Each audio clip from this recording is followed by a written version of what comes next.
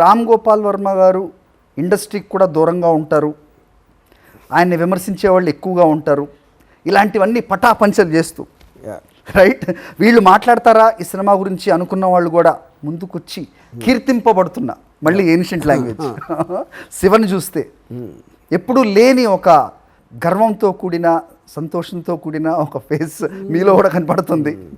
Yeah See, to be very honest అండి, గర్వం I don't know is the right word.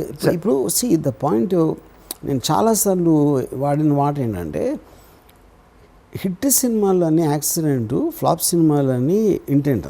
అది ఎందుకు చెప్తానంటే హిట్ సినిమా తీయటం తెలిస్తే ఫ్లాప్ ఎందుకు తీస్తాం? సింపుల్ లాజిక్ అది, యూనో.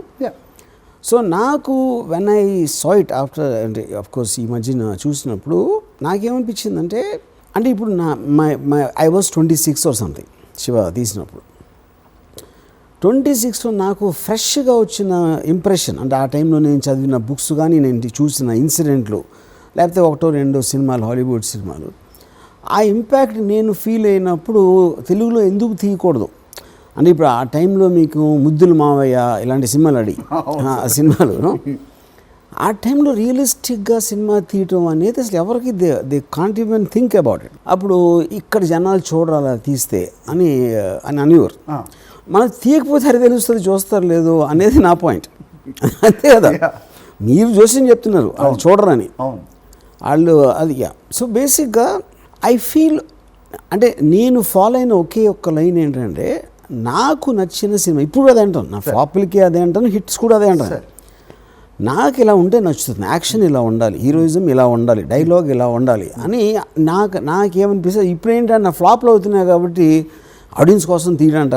అప్పుడు తీయలేదు, శివ కూడా ఆడియన్స్ కోసం నేను తీయలేదు, నా కోసమే తీసుకున్నది.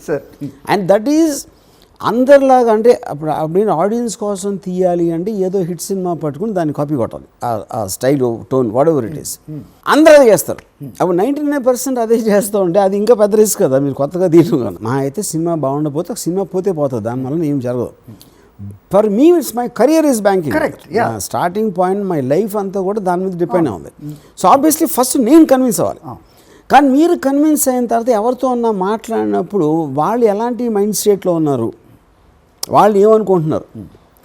కొత్తగా తీస్తానని చెప్తే బాగానే ఉంటుంది, కానీ వినటానికి కొత్తగా ఇలా తీస్తే చూస్తారా లేదా అని వాళ్ళకున్న ఆబ్లిగేషన్, వాళ్ళకున్న డిస్ట్రిబ్యూటర్స్ వీళ్ళందరూ ఉంటారు. It's not about one persons thing. So experiment చేయటం ఒకళ్ళ మీద అనేది ఆబ్వియస్లీ భయపడతారు, అది యూ షుడ్ అండర్స్టాండ్. అప్పుడు ఆ కన్విన్స్ చేయటానికి మీరు ఎక్స్ప్రెషన్కి కమ్యూనికేషన్కి ఉన్న తేడా. ఎక్స్ప్రెసింగ్ అంటే మీరు చెప్తున్నారు, కమ్యూనికేట్ అంటే మీకు అర్థమయ్యేలాగా, మీకు ఇంప్రెస్ అయ్యేలాగా చెప్పగలగాలి. దానికి వేరే వేరే ట్రిక్స్ ఉంటాయి. అంటే ఇప్పుడు ఫర్ ఎగ్జాంపుల్ నేను సురేందర్ గారి ఆఫీస్ బయట 3 గంటలు వెయిట్ చేశాను.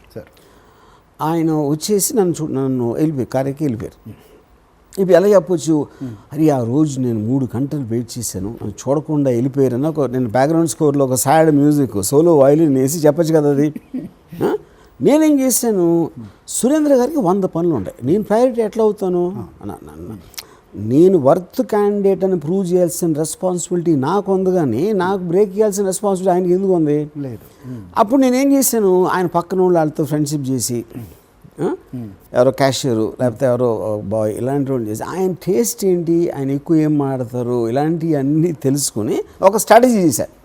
ఆయనకి 3 Years కంపెనీ అనే టీవీ సిరీస్ చాలా ఇష్టం అని చెప్పారు నాకు.